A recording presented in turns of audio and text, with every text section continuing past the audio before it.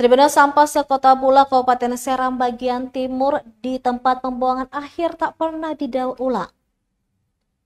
Tempat pembuangan sampah akhir atau TPA di Kota Bula, Kecamatan Bula Air, Kabupaten Seram bagian timur tak pernah didaur ulang. Pada Rabu 16 April 2025, pantauan tribuambon.com di lokasi tampak sampah warga sekota Bula membumbung tinggi. Lokasi dengan panjang 122 meter dan luas 93 meter jika diukur menggunakan Google Maps itu terletak di tengah hutan sekitar 700 meter dari jalan lintas Bula Masiwang. Berbagai jenis sampah berserakan di kawasan tersebut, mulai dari sampah organik, anorganik hingga sampah bahan berbahaya dan beracun. Kepala Bidang Kebersihan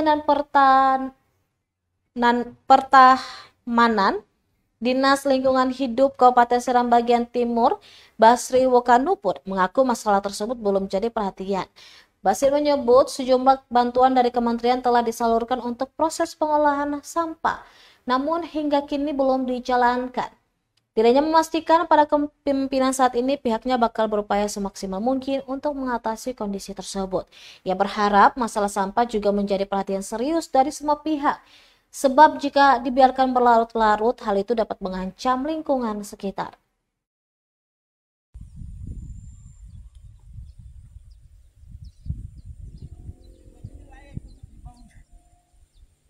Lokasi ini layak untuk dibangun tempat maksiat.